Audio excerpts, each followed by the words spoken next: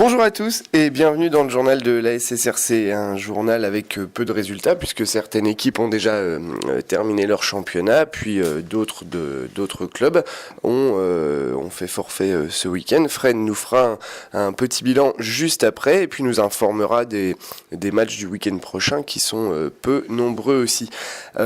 Hervé, Fred, Fabrice et puis Jean-Pierre, bonsoir à vous. Bonsoir. Merci une fois de plus d'être présent autour de cette table du journal. Fred, on va passer tout de suite à toi pour les résultats et les matchs du week-end prochain. Bonjour à tous. Donc tout d'abord, mercredi 29 mai, nos U13 Excellence accueillaient l'ASL en championnat, rencontre qui s'est soldée par une défaite 5-0 de nos représentants. Pour les matchs de ce week-end, nos U15 remportent par forfait leur confrontation face à Vendeuvre. En U13, victoire de notre équipe 1, 5-2 face à Saint-Julien. Et victoire également de notre équipe 2, 3-1 face à l'entente JSVPO à Sofa, avec un triplé d'Amine. En U11, en niveau bleu, notre équipe 1 écrase le FC Nogentais par 16-0. Et match nul 0-0 de l'équipe 2 d'Olivier face à Saint-André. Enfin, pour le compte des quarts de finale de la Coupe de l'Aube Intermarché, notre formation Fagnon accueillait l'équipe de promotion de Ligue de Pont-Sainte-Marie. Large victoire qui s'est dessinée en deuxième mi-temps par 6-0 de nos représentants. Donc la semaine prochaine en Ligue, dimanche 9 à 15h, notre équipe Fagnon accueille le FC Nogentel à Noulutel pour le compte du championnat DHR. En district, mercredi 5 juin à 16h, nos U13 Excellence se déplacent au SFC Troyen. Samedi 8 à 15h, notre formation U19 se déplace à Saint-Par-au-Tertre pour le compte de la Coupe de l'Aube District U19. Nos U15 accueillent Aube Sud OT1 à Buc pour la finale de cette phase 2 de leur championnat de première division.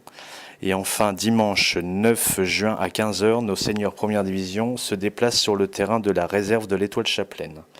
En UFOLEP, dimanche 9 à 9h30, nos seniors accueillent la formation des Municipaux 2 en championnat.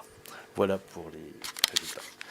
Eh bien, merci à toi Fred. On attaque tout de suite avec la victoire 6-0 des seniors 1 en Coupe de l'Aube. Donc la demi-finale est accrochée. Jean-Pierre, on commence par toi. Oui, parler du match de l'équipe première. Le match d'équipe première, il y a eu deux mi-temps qui ont été totalement différentes.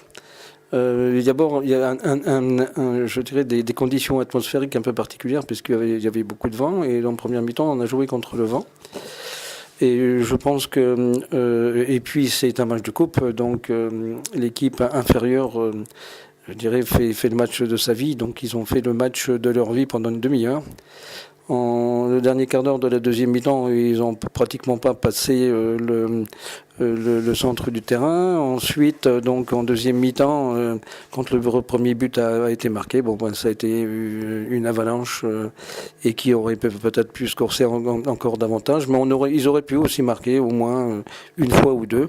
Mais en fait, c'était un match de coupe agréable. Et puis, ça s'est passé dans de bonnes conditions. Les adversaires étaient plus courtois. Donc, et puis a priori, les joueurs se connaissaient un peu entre eux, donc c'était un peu une ambiance un peu bon enfant. Voilà, c'est une ambiance de Coupe de l'Aube entre deux clubs très voisins. Merci à toi Jean-Pierre. On va passer également avec toi Hervé qui est au match. Oui, Jean-Pierre a bien résumé le match. Quoi dire de plus que je ne sais même pas trop quoi dire parce qu'il a bien résumé. 6-0, effectivement, on aurait pu en marquer un peu plus, mais on aurait pu en prendre un ou deux aussi, si Pont-Sainte-Marie n'avait pas été un peu maladroit devant. Mais oui, effectivement, je vois pas ce que je pourrais rajouter. Il n'y a rien qui me vient à l'esprit de plus marquant que ça. Jean-Pierre a fait un très bon commentaire. Fred, toi qui étais également au match, on va en profiter, on a du temps quand même ce soir pour parler des matchs qu'on a pu voir. Donc, ah oui, en plus Fred, juge de touche qui a fait appel à l'arbitre en plein milieu du match. Tu vas nous parler un petit peu du match, Fred ? Moi j'ai vécu le match de la touche. C'est particulier parce que on s'intéresse plus aux fautes, aux sorties, aux hors-jeu qu'au jeu en lui-même. Bon, moi, pour ce que j'ai vu, j'ai vu, je pense, une équipe de Sainte-Savine-Rivière un peu timide en première mi-temps. Face à une bonne équipe de Pont-Sainte-Marie qui a joué sa carte pendant une bonne demi-heure, quoi. Donc ils ont loupé pas mal d'occasions et bon, ça, par un moment ça chauffait quand même pas mal. On en a loupé plein aussi. Donc la deuxième mi-temps, je pense que c'est le premier but qui a fait que au fur et à mesure Pont-Sainte-Marie déclinait et puis apparemment physiquement ils étaient plus là, quoi. Donc sinon un bon petit match. Merci à toi Fred, nous passons maintenant au U13 1 et puis 2 avec toi Fabrice, puisque tu as vu un peu les deux équipes qui ont joué ce week-end. Oui, donc j'étais au stade de Lannou-Lutel. Donc, un bon petit match de nos U13, parce que je les ai vus gagner 2-0, je les ai vus prendre 2 buts en 1 minute, donc 2-2, et ils n'ont pas lâché du match. On a vu des beaux buts, un bon esprit. Bon, ça jouait bien. De l'autre côté, donc c'était les U13 1. Les U13-2, excusez-moi, donc ils ont gagné aussi contre la Sofa, mais qui était assez costaud les gamins en face, j'ai trouvé, mais on s'est bien débrouillé, donc tout le monde a gagné. Moi, je dis franchement que si les deux équipes ont gagné, c'est parce qu'ils jouaient sur le terrain rouge. Bon, j'attends bien sûr les coups de téléphone qui vont arriver nombreux, mais ça, dédicace pour David Fouriot. Merci à toi Fabrice. Hervé, toi qui as également vu le match U13. Oui, on n'a pas dû voir le même match parce qu'ils perdaient 2-0 quand même. Ah oui, j'avais cru comprendre qu'ils gagnaient 2-0, ils étaient revenus à 2-2. Non, ils perdaient 2-0, ils ont marqué donc 5 buts derrière, puisqu'on a gagné 5-2. Mais oui, ils ont fait surtout une bonne deuxième mi-temps, ils ont bien joué au ballon, par terre, grâce au terrain rouge sûrement. Ils étaient obligés de jouer par terre pour faire des bons mouvements pour faire des bonnes attaques, avec un peu de réussite aussi dans les frappes, parce que d'habitude, il manque de frappe et puis de précision. Là, ça a été cadré, donc ils ont réussi à marquer des buts. Voilà. Eh bien, merci à toi Hervé. Fabrice ? Encore un petit truc, c'est qu'ils vont jouer, donc les 13-1, ils vont jouer donc au FC Troyen. SSC Troyen, il y avait plus de lettres que ça. Donc mercredi, c'est à 16h le match. Alors celui qui ne fait rien mercredi, allez voir le match, les soutenir, parce que c'est le terrain des Sénards, ex-Sénards. Donc c'est toujours difficile. Et ça va être un match à rejouer. Parce que le premier match n'avait pas été fait dans les règles, on va dire, pour bien être sympa. Et donc là, c'est un match à rejouer. Donc un maximum de supporters, ça serait bien de les entourer. Eh bien voilà, allez supporter les U13 mercredi à 16h. Pour les résultats et puis les résumés de match, c'est terminé. Il n'y en a pas eu beaucoup. Donc vu qu'on a un petit peu de temps, on va profiter du président qui a quelques mots à dire, qui va commenter un petit peu les résultats de ce week-end et puis parler un petit peu du club.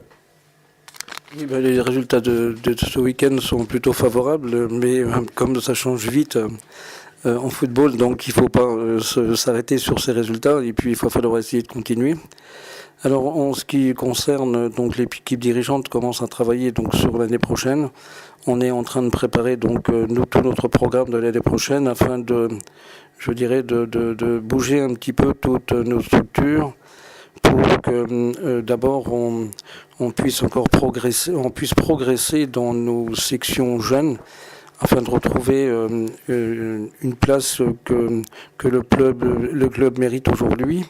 Ensuite, bouger un petit peu certains en fonction des services qu'ils peuvent rendre au sein du club, afin de structurer encore. Et puis, il y aura peut-être des nouvelles très importantes dont je ne peux parler aujourd'hui. Qui peut-être même sinon importante, c'est pour le moins surprenante. Donc suite au prochain numéro avec je dis en prochain c'est avec un S et numéro avec un S. Merci à toi Jean-Pierre. Et voilà, pour ce soir c'est terminé. Un journal un petit peu plus court que les autres fois, mais faute de match surtout. L'UFOLEP joue la semaine prochaine, donc il y aura un petit peu plus de commentaires. On va pouvoir rire un peu alors. Merci à toi Fred. Messieurs, Je voudrais poser une question. Est-ce qu'ils ont trouvé un tireur de penalty? Disons que je fais une séance maintenant l'entraînement pour savoir celui qui va tirer. Bon, je suis pas dans les premiers. Hein. Oui, juste un petit mot avant de conclure, Morgane. J'ai appris dans le club qu'il y a un dirigeant qui va être papa et puis une dirigeante qui va être maman. Donc c'est super. Donc on ne sait pas encore son nom. C'est pareil, on garde le suspense. D'accord? Faut qu'il fasse attention, ça prend beaucoup de temps quand même d'être parent. Hein, vous en êtes tous témoins, vous l'êtes tous, pas moi encore. Hein, bientôt peut-être. En tout cas, Morgane, toi qui n'es pas là, je te fais de gros bisous. Prends soin de lui. Suspense. Le journal touche à sa fin. On se retrouve bien sûr sur notre page Facebook à 2SRC et puis la semaine prochaine pour un journal peut-être plus court, peut-être plus long. On ne sait pas trop. Hein, maintenant, on va commencer à essayer d'argumenter comme on peut. En tout cas, merci à tous pour votre fidélité et puis à très bientôt sur notre page YouTube, Facebook, Autour des terrains. Salut à tous.